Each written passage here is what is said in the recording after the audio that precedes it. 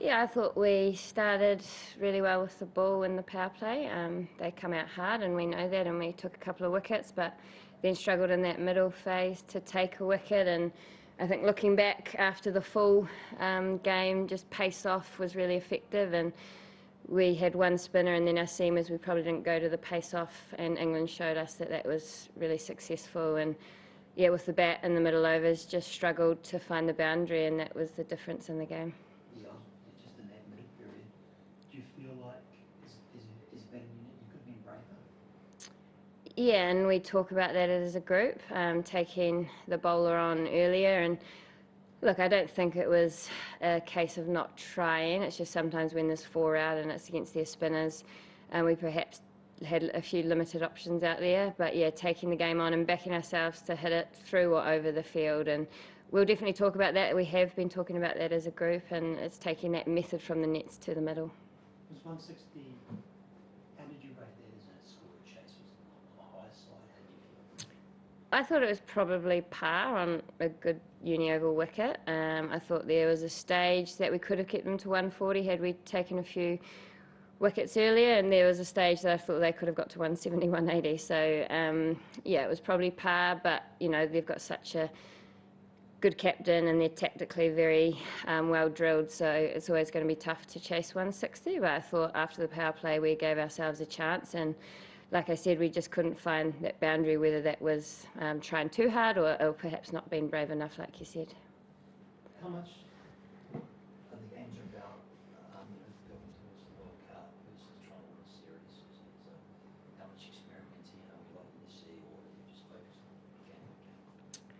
I think fortunately we've been able to do a little bit of experimenting, because we had two warm-up games, and without Sophie and Mealy, who are two of the first names on the sheet, that's given two opportunities to other players. So I think now we've sort of had that game, and there's definitely going to be the idea about getting our lineup right for the World Cup and picking our best 11.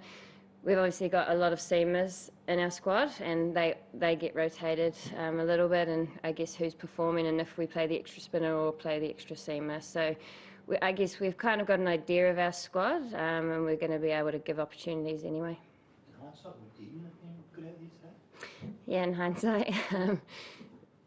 Yeah, I think pace off. We thought with the weather around, it was obviously wet yesterday all day and under covers, and the wicket does take a little bit of seam, and we won the toss. So I thought with four seamers it was the right decision, but I think pace off showed it was effective, but maybe not just bringing Eden in, just our seamers actually going to that like the England team did.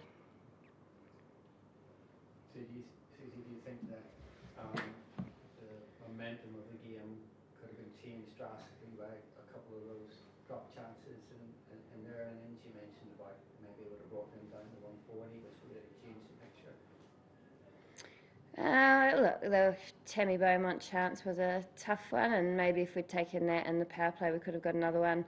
And yeah, Maddie Green would catch that catch any other day. So look, I think the way they play, it might not have changed too dramatically. They bat deep and they come hard, but I think we just want to make sure that we're taking all the chances they give us, and we've worked really hard on our fielding, so that's one thing we can control. Just one from me, Suzie. You're handing the captaincy today in the absence of Sophie and Mealy. How much pride does that give you leading your country, particularly at home in Dunedin? Yeah, I actually did today have a bit of a moment, because I think we haven't played that much in Dunedin, and to get the opportunity to captain after I stepped away was pretty special, and standing out there looking up at the stand and with the anthems and seeing really familiar faces in the crowd and all those children there today, it did feel a really proud moment, and something that I'll never take for granted. I loved captaining my country, and it was just nice, I guess, to get back out there. And although it was a loss, I sort of got back into the rhythm pretty quickly, and to do it at home when we've only got one game this series was really special.